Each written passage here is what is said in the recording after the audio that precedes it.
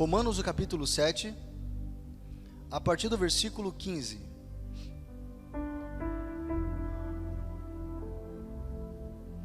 Te adoro, Senhor. Eis aqui a minha vida, eis aqui meu coração. Nos pega nessa noite, Senhor. Romanos, o capítulo 7, a partir do versículo 15. Você achou? Diz assim a palavra do Senhor: pois não compreendo o meu próprio modo de agir, porquanto o que quero, isso não pratico. Entretanto, o que detesto, isso me entrego a fazer. Ora, e se faço o que não desejo, tenho que admitir que a lei é boa. Nesse sentido, não sou mais eu quem determina o meu agir, mas sim o pecado que habita em mim.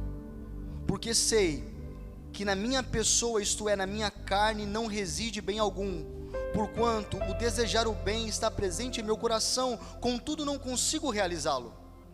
Pois o que pratico não é o bem que almejo, mas o mal que não quero realizar, esse sigo praticando. Ora, se faço o que não quero, já não sou eu quem o realiza, mas o pecado que reside em mim. Assim descubro essa lei em minha própria carne: quando eu quero fazer o bem, o mal está presente em mim. Pois no íntimo da minha alma tenho prazer na lei do Senhor.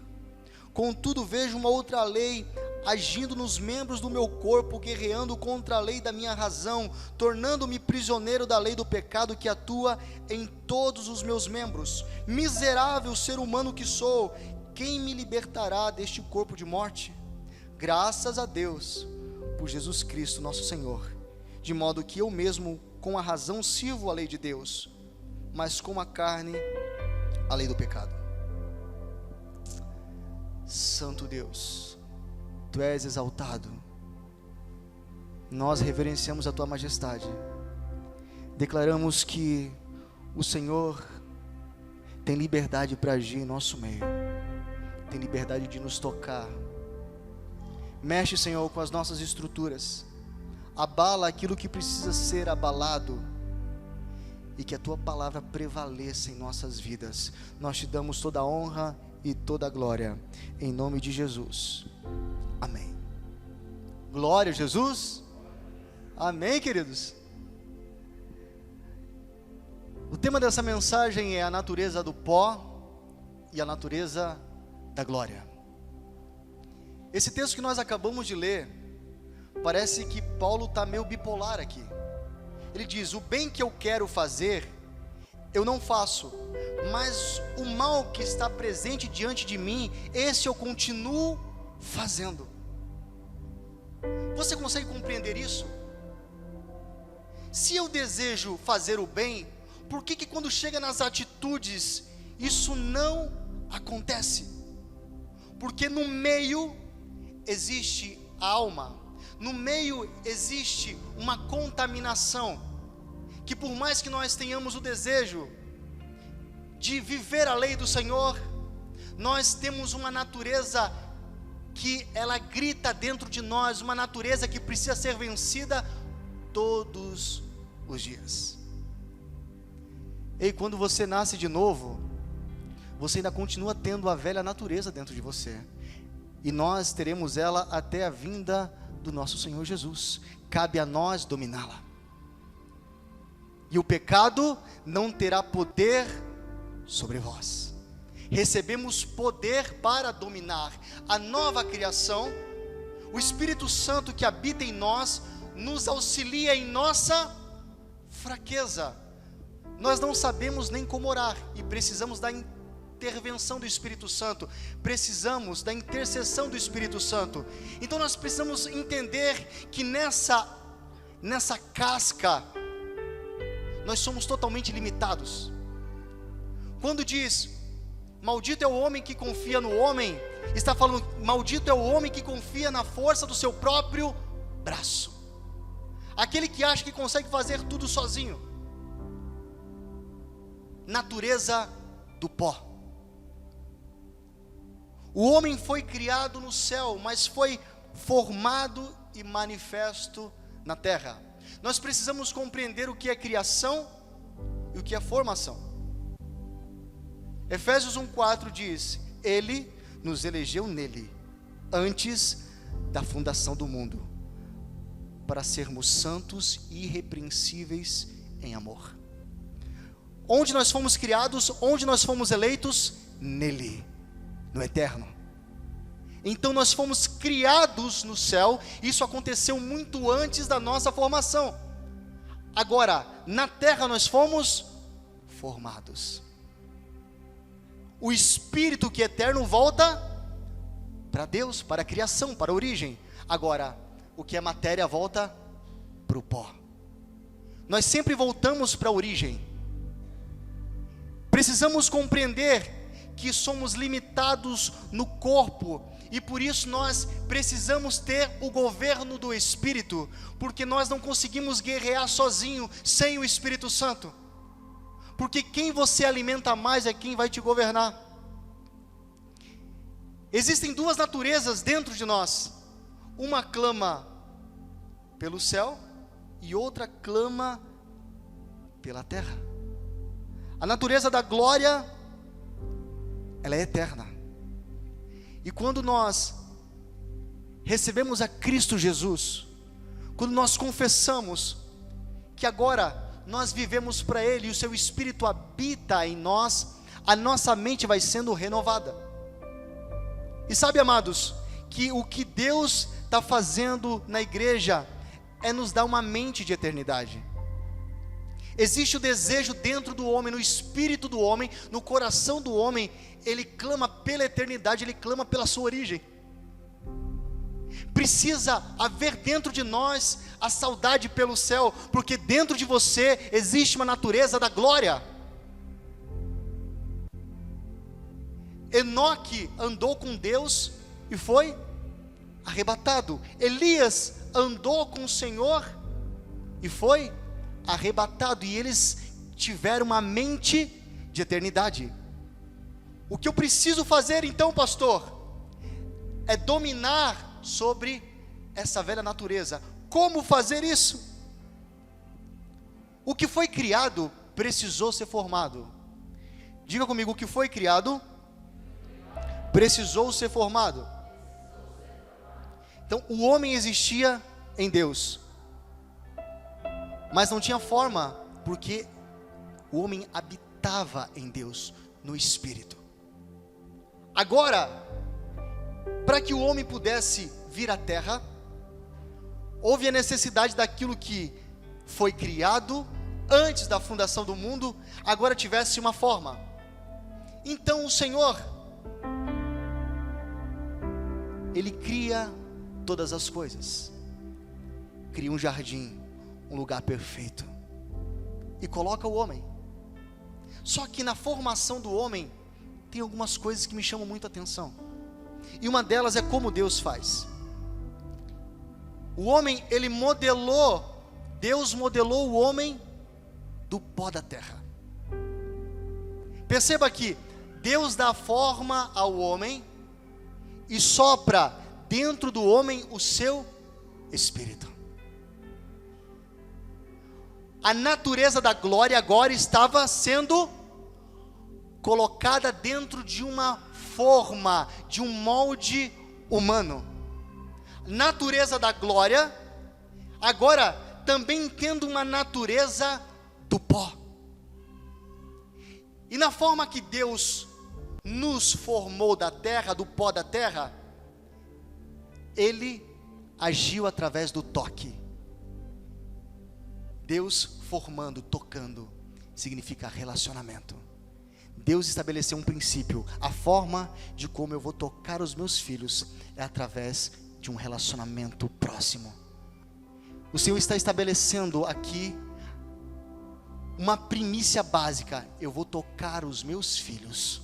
Como foi na formação, irá acontecer durante toda a história.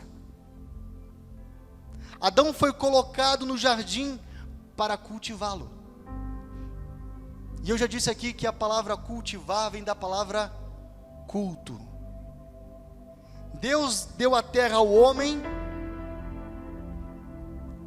para que o homem pudesse fazer com que a terra prestasse culto a Deus, porque o culto do homem santifica a terra. Agora, vem comigo nessa história para que nós possamos entender essas duas naturezas e como isso acontece dentro do homem. O homem está no jardim, tudo é perfeito, não existe desvio, existe uma única linguagem. O homem foi colocado no jardim com tudo pronto, então o homem não precisava plantar para colher.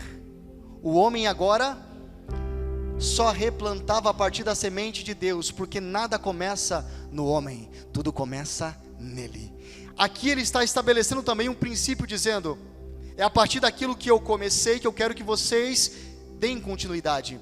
Adão e Eva estavam naquele jardim, naquele ambiente de Deus, para fazer com que aquele lugar, a terra, prestasse culto ao Senhor. Cultivar significa cultuar. O jardim era perfeito, e Deus disse como o homem deveria proceder. Deus estabelece limites. Deus mostra como que o homem poderia estar em sua presença de uma maneira reta. Então Deus diz: de toda árvore do jardim vocês podem comer, menos da árvore do conhecimento do bem e do mal. Está dizendo: essa árvore não pertence a vocês. Vocês podem consumir de tudo, menos dela. O que é isso? Limite. Deus sempre estabelece limite para que o homem possa andar em obediência. Mas, queridos, um dia as coisas tomam uma forma diferente. Um dia, nesse culto que Adão e Eva faziam, eles convidam uma preletora diferente, uma serpente. A terra reconhece aquilo que o homem a entrega. Nesse momento sobe uma serpente para pregar. E ela, como é astuta, como a Bíblia diz que dos animais é o mais astuto, prega de uma maneira que muda algo dentro do homem. A mensagem mudou. E consequentemente, a natureza também iria mudar. E o que a serpente disse? Deus disse que vocês, se comessem do fruto dessa árvore, iriam morrer? Sim, o Senhor disse que certamente no dia em que comêssemos, nós morreríamos. Não, não é bem assim. No dia que vocês comerem, se vocês provarem do fruto, os seus olhos serão abertos, e vocês serão conhecedores do bem e do mal. Olha outra mentira, eles já conheciam o bem, para que eles teriam o mal? A sagacidade da serpente, a sedução. Quando nós mudamos a forma do culto, quando nós deixamos com que a essência seja movida, algo começa também a mudar, porque a mensagem fica comprometida.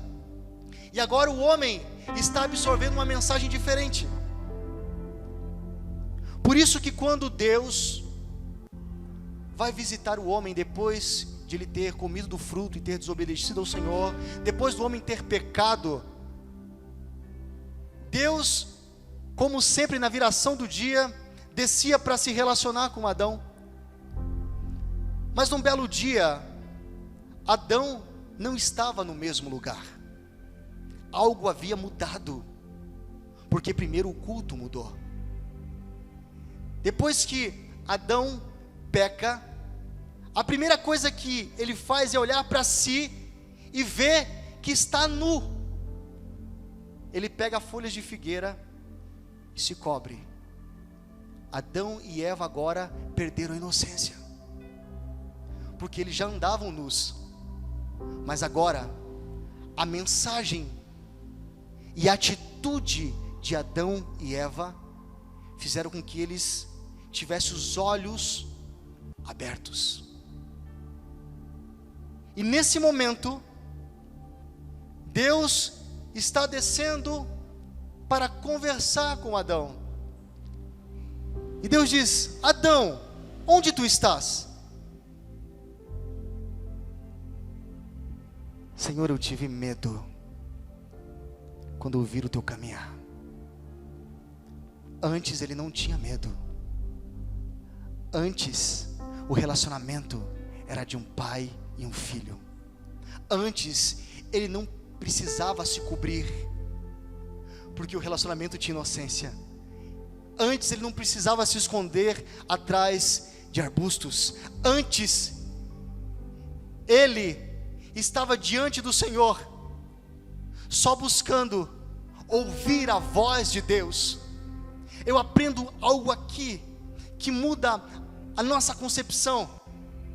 Às vezes nós estamos deixando serpentes, vozes malignas ministrar dentro da nossa casa, e algo começa a mudar dentro da gente. Estamos ouvindo mensagens fora de propósito e fora de padrão bíblico, e a inocência está sendo roubada de nós, e nós perdemos o lugar da visitação. Nós temos perdido o lugar do encontro. E a atitude de Adão e Eva lhes custaram o jardim, ou seja, o lugar perfeito que Deus havia preparado. Essa atitude afetou Adão e afetou a terra. Agora a terra começa a produzir coisas que não produzia. Se o jardim era perfeito, o cultivo era só plantar e manter. Mas agora, depois que Adão perde a sua posição de filho, ele dá a primeira enxadada na terra e percebe que agora a terra está dura. Percebe que agora ela está produzindo erva daninha e espinho, porque o culto mudou, a mensagem mudou. Então agora a terra começa a produzir segundo a mensagem que foi gerada lá no jardim, no momento da queda. Agora, o que precisa acontecer é a restauração do culto. O primeiro Adão tornou um ser vivente. O último Adão, espírito vivificante. Pega isso no teu espírito. O primeiro Adão fala da natureza caída. Aquele que é um ser vivente. Aquele que teve a sua história comprometida pelo pecado. Mas a palavra do Senhor fala também do último Adão, que é espírito vivificante, aquele que dá vida. Quem é esse? O último Adão? Jesus. O primeiro Adão caiu no jardim. O último Adão venceu na cruz. Você pegou isso? O primeiro Adão cai na terra. O último Adão ressuscita. Esse é o nosso padrão de restauração. Então agora Deus envia o seu Filho para restaurar o culto. O primeiro Adão era da terra, o último Adão do céu. O primeiro errou o culto e está morto no espírito. O último Adão veio consertar o culto e trazer a vida. O primeiro perdeu o jardim, o último nos leva de volta para Ele. Que coisa tremenda! Onde o homem caiu, o Senhor restaurou. Jesus, o último Adão, fala de um começo de uma nova natureza, porque Adão fala de cabeça de raça. O primeiro Adão, ele multiplica segundo a sua natureza, ou seja, se ele estava condenado à morte e ao inferno, então todos que nasceram a partir desse primeiro Adão, o homem caído, estarão também condenados à mesma coisa. Mas então Jesus entra na história, o amor de Deus se revela na pessoa do Filho, para trazer salvação à humanidade. E agora, o último Adão também é um cabeça de raça. Agora não é mais da terra, mas da glória. O primeiro Adão era da natureza do pó. O último Adão, natureza da glória. Você entende isso? Duas naturezas. Uma que se rendeu ao pecado e a outra que quebrou o poder do pecado. Dois cabeças de raça. O primeiro e o último, Jesus. Então a palavra que sempre existiu se torna carne. Assim Jesus encarnou e se tornou um homem. E o verbo se fez carne e habitou entre nós. Perceba que o verbo sempre existiu. No princípio era o verbo, e o verbo estava com Deus, e o verbo era Deus. Deus, ele realiza uma obra onde, desde o princípio, a comunhão do Pai, do Filho e do Espírito está em ação, está em atuação. Então perceba que quando o homem criado no céu estava sendo formado na terra, houve uma reunião, Pai, Filho e Espírito Santo dizendo: façamos o homem segundo a nossa imagem, segundo a nossa semelhança. Nós fomos tocados pela palavra, fomos tocados pelo Pai e pelo Espírito. Essa é a ordem que Deus estabeleceu. Essa é a forma de Deus habitar nos filhos. João capítulo 8, versículo 30 diz: conhecereis a verdade, e a verdade vos libertará. Isso é um texto que nós citamos, e muitas vezes nós não entendemos que é muito mais profundo do que somente decorar um texto bíblico e sair dizendo, e sair lançando. Conhecereis a verdade, e quem liberta é a verdade. Irmãos, quem vê a Cristo, vê o próprio Pai. Assim como na criação, Pai, Filho e Espírito Santo, a obra da criação também remete à obra da salvação. Será da mesma forma que nós iremos ver a glória de Deus, porque a obra do Senhor na criação envolveu Pai, Filho e Espírito Santo, assim como na formação, assim também na salvação, porque o Pai estabelece todas as coisas no céu, o Filho vem executar a salvação na terra, e o Espírito Santo dá continuidade a todas as coisas, amém? A mensagem de Jesus era: eu vim revelar o Pai, porque Cristo é a expressão exata de Deus. Lembra de Filipe? Quando Jesus está falando e Filipe diz: então mostra-nos o Pai, que está tudo resolvido, mostra-nos o Pai. E Jesus diz: Filipe, há tanto tempo eu estou convosco, e você não percebeu que quem vê a mim, vê o Pai? Você não percebeu que eu e o Pai somos um? Às vezes nós estamos nos portando como um Filipe.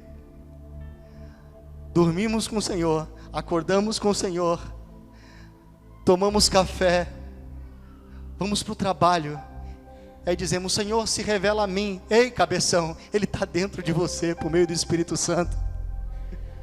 Você não percebeu ainda que Ele está gemendo com gemidos inexprimíveis, intercedendo por você. É a obra da Trindade dentro do homem.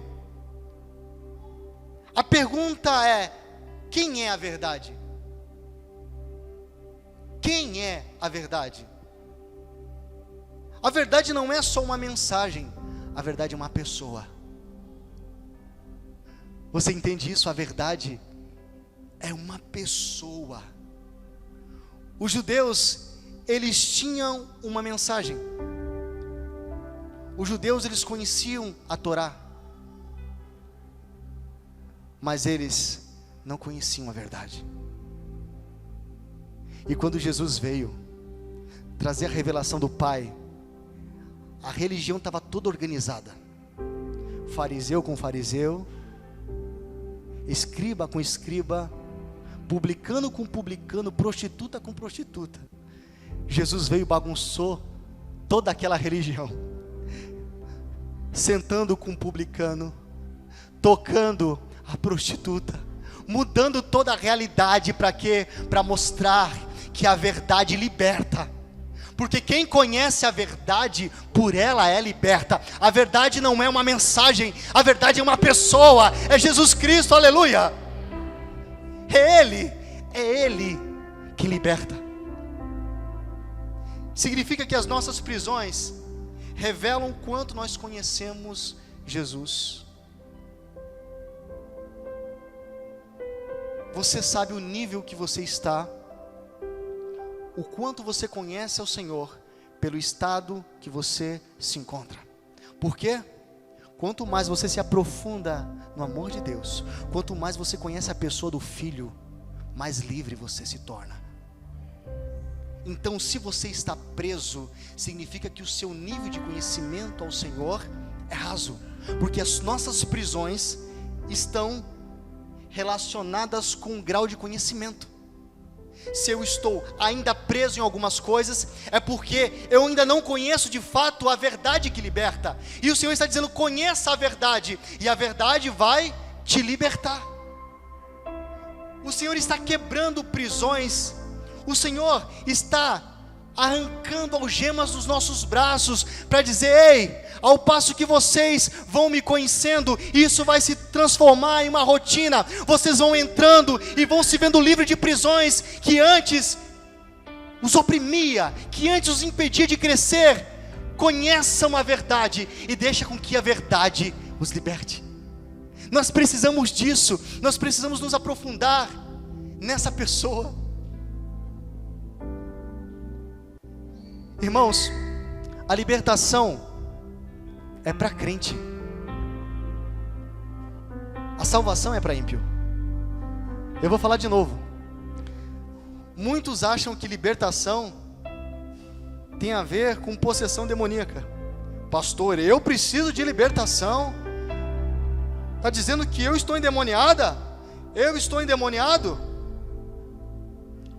Jesus está dizendo: conhecereis a verdade vos libertará, para aqueles que creram nele. Está falando para aqueles que creram nele. Então eu entendo que libertação é para crente. Quando a gente vai aí fora pregar para os ímpios, nós pregamos salvação.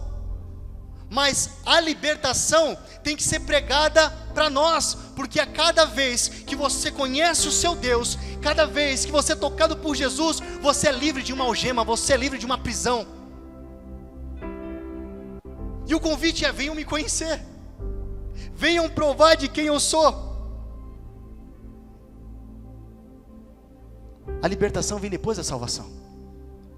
Eu preciso ser liberto. Tem coisas que ainda me aprisionam. Tem situações que ainda me fazem repetir de ano.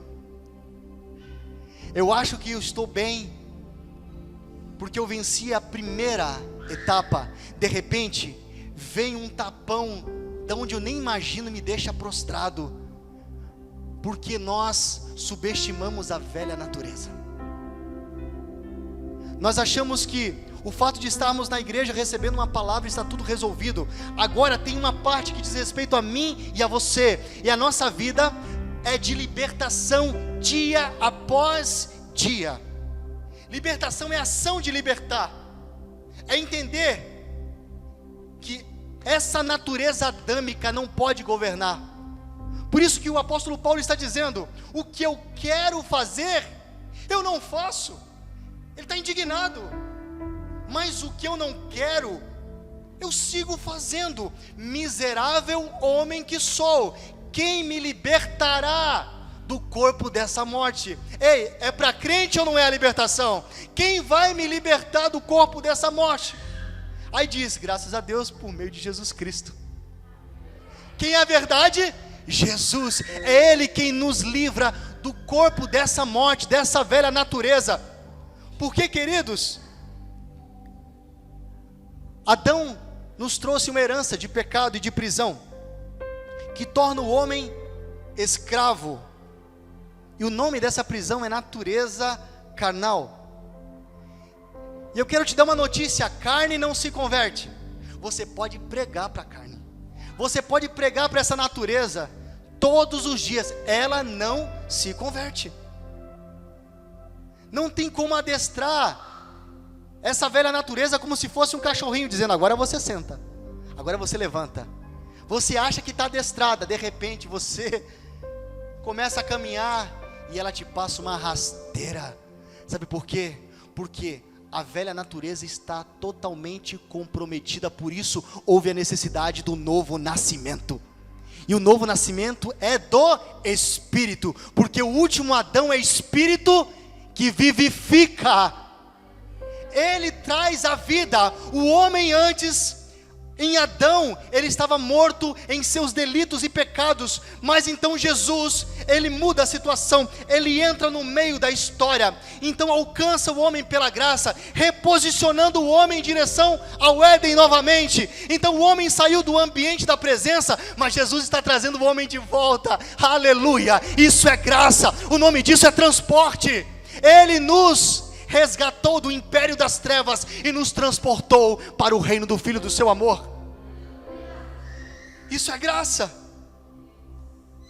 Então para de tentar converter a carne. O lugar da carne é a cruz. Já estou crucificado com Cristo. Não vivo mais eu, mas Cristo vive em mim. Então pega esse corpinho, como eu digo sempre, e coloca na cruz. E cada dia dá uma marretada nele, porque, irmãos, é tipo Highlander, se tu não arrancar a cabeça não morre. Você dá uma marretada hoje, acha que ele está meio bambo, amanhã ele levanta de novo e quer te destruir. Nós precisamos entender que o governo do Espírito irá dominar sobre a antiga natureza quando você alimentar mais o Espírito. Pensai nas coisas que são do alto.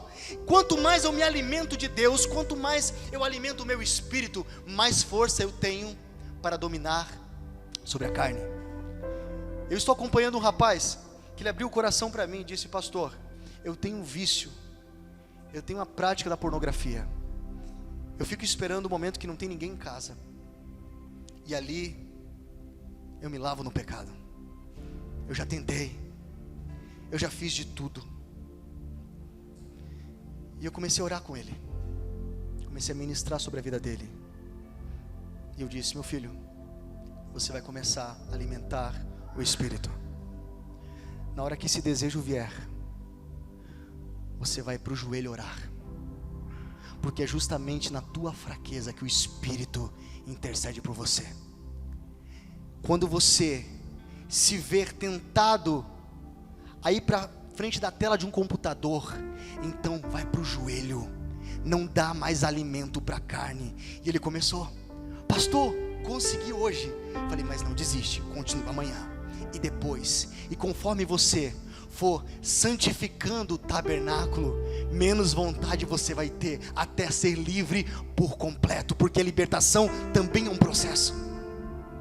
Você entende isso? A velha natureza não pode se converter.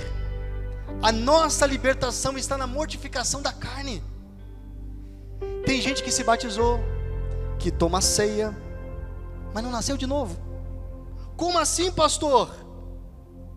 Porque ao invés de morrer para o velho homem, em vez de mortificar a velha natureza, quer adestrar ela. Como que alguém pode se batizar, tomar ceia e não ter nascido de novo? Simples. Quando essa pessoa não abre o coração e não abre todos os compartimentos da sua vida para que Deus seja Senhor e Salvador. Quando ela está cheia de reserva, quando ela quer continuar alimentando a carne, quando ela não tomou decisão, porque a partir de uma decisão a nossa história muda. Quando a pessoa quer ficar em cima do muro, tomando água de 2 poços, isso não funciona no reino de Deus. O reino de Deus é um reino de posicionamento. E o Senhor está dizendo: não dá mais para brincar de crente. Não dá mais para fazer de conta que eu venho na igreja e não interagir com o que está acontecendo. Não dá mais para vir ao culto e não adorar. O Senhor está dizendo: ei, a mensagem mudou, existe uma nova aliança, e a mensagem é: arrependei-vos, pois é chegado o reino de Deus, conhecereis a verdade, e a verdade vos libertará. Não é mais a mensagem da serpente, o culto agora está sendo restaurado, aleluia, o culto está sendo restaurado. Então o que eu preciso fazer, pastor? Eu tenho realmente adestrado a minha velha natureza, em vez de colocá-la na cruz. Corra para o Senhor, e o Espírito Santo vai produzir em você um novo nascimento. Romanos, o capítulo 7, versículo 18, que nós lemos, diz assim: porque sei que na minha pessoa, isto é, na minha carne, não reside bem algum. Irmãos, tem alguma coisa de boa na carne? O que está dizendo aqui? Porque sei que na minha pessoa, isto é, na minha carne, não reside bem algum, porquanto desejar o bem está presente em meu coração, contudo não consigo realizá-lo. Pois o que pratico não é o bem que almejo, mas o mal que não quero realizar, esse sigo praticando. Significa que por mais que você tenha convicções de Deus, por mais que você tenha a lei de Deus dentro de você, se você não converter a tua alma e o teu corpo, quando a mensagem que veio do céu toca o seu espírito e começa a ministrar sobre a sua alma, ela vai ter um desvio, porque na alma também tem impureza. Alma fala de emoções. O Senhor, Ele não se movimenta pelas nossas emoções. O Senhor não responde o nosso choro, Ele responde a nossa fé. Significa então que a alma está no meio entre a velha natureza e a natureza que é segundo o reino. Está entre a carne e o espírito. A alma está ali e ela recebe informações dos dois lados. Mas a alma, ela não é regenerada, a alma é restaurada. Quem é regenerado é o Espírito, foi feito de novo. Ali habita o Espírito Santo. E o Espírito Santo começa a ministrar sobre a sua alma. Para quê? Para que você conserte o culto, para que você saia das emoções. Porque nem todo dia você vai levantar dizendo: como eu quero hoje ir para a igreja, como eu quero ir trabalhar. Você não é movido pelas emoções, você não vive por vista, você vive pela fé do Filho de Deus, amém? Meus amados, quem está mais forte dentro de mim vai me governar. E hoje o Espírito de Deus, Ele quer assumir o lugar principal. Veja que a carne não tem nada de bom. Tudo que está na carne não pode ser convertido para espiritual. Não dá para você ficar pregando uma mensagem espiritual para a carne. Não dá. Porque são naturezas diferentes, são naturezas antagônicas. Quando você se levanta de manhã, você decide quem vai te governar. Tem pessoas que dizem assim: pastor, esse dia hoje foi terrível, eu levantei com o pé esquerdo. Meu querido, eu sou canhoto. Levantei com o pé esquerdo. Está dizendo o seguinte: ó, pastor, hoje está dando tudo errado. Porque as convicções dessa pessoa estão fora do prumo. Ela se destabiliza por qualquer coisa, qualquer ventinho que passa, tira ela do propósito. Mas Deus, Ele não serve às nossas necessidades. Deus, Ele ministra através do seu propósito, e seu propósito é eterno. Necessidade o Senhor supre. Todas as vezes que você entrar em um ambiente novo, saiba que é propósito de Deus que você cresça em maturidade, que você busque ao Senhor de uma forma que você nunca buscou, que você possa ser expandido em fé. Todo o território novo que Deus te prepara é para te fazer dominador sobre ele. E todas as vezes que você perde na terra, algo começa a mudar, porque a natureza daquilo que você estava plantando também foi modificado. Se Deus te colocou num ambiente de fé, Mas se você está plantando incredulidade porque a mensagem dentro de você está diferente, se prepare, porque é espinho e abrolho que você vai colher. Mas se agora você está buscando restaurar o culto, se você está buscando viver essa nova história, a nova identidade, o novo nascimento, então te prepara que Deus vai te dar uma enxada, queridos, para que você possa arrancar aquilo que cresceu na sua geração. Deus vai fazer com que você arranque com raiz e tudo aquilo que tem prendido a sua história, a sua vida, a sua família, porque a palavra do Senhor também diz que a terra está clamando. Existe uma ardente expectativa da terra pelas manifestações dos filhos de Deus. Eu vou repetir: a terra está clamando, a terra está dizendo: cadê os filhos? Clamando pela manifestação dos filhos de Deus, para que os filhos devolvam para a terra o estado natural. E o nome disso é restauração do culto. E agora a nova criação que está em nós, aqueles que clamam Abba Pai, estão restaurando a terra, dizendo: isso aqui não pode mais crescer, porque o território é meu. Deus te deu uma família. Não permita com que coisas cresçam dentro da sua casa que é contra o reino e os princípios de Deus. Deus te fez mulher, e você sabe como mexer e estruturar a sua casa. Então começa agora pela fé, dizendo: Senhor, me revela o que está crescendo dentro da minha casa. Eu não quero viver no meio de espinho e abrolho, porque quem submeteu a terra a essa condição foi o homem. E quem tem que restaurar então a terra, pastor? Também é o homem, pela palavra de Deus. Mas como, pastor, que eu vou fazer isso? A partir do momento que você sabe quem é, que você conhece a sua identidade, você também vai fluir nela. E as pessoas que estão à sua volta vão entender a mensagem, porque um libertador também liberta. Quem foi liberto pela verdade, por Jesus, produz libertação em qualquer lugar, porque a semente é pura. Você pegou isso no Espírito. Deus está levantando libertadores. Deus está levantando homens como Moisés, que estão entrando no Egito dizendo: o eu sou me enviou. Quem foi? O eu sou me enviou. E tem uma palavra: seja um libertador. É uma geração de libertadores. Deus está chacoalhando algumas coisas, para que a gente possa assumir o lugar de honra novamente, para que o culto possa ser restaurado. Mas o bem está presente no coração. Perceba, o mal está adiante, está aqui fora. Mas onde que está o bem? No coração. Quando fala no coração, está falando do Espírito. Existe um ambiente santo, onde os depósitos de Deus são colocados. São dois depósitos, os da carne e os do Espírito. No meio está a alma, e nós decidimos de quem nós recebemos alimento, porque todas as nossas ações nascem de um sentimento. Eu disse aqui pela manhã, de muito você pensar em alguma coisa, isso se transforma numa ação. De ações repetidas, transforma-se numa prática. De práticas repetidas, irá te trazer um destino. Então o que temos pensado? O que temos praticado? É isso que vai conferir o céu ou o inferno. Essa é uma palavra para que nós possamos sair daqui cheios e com temor em nosso coração.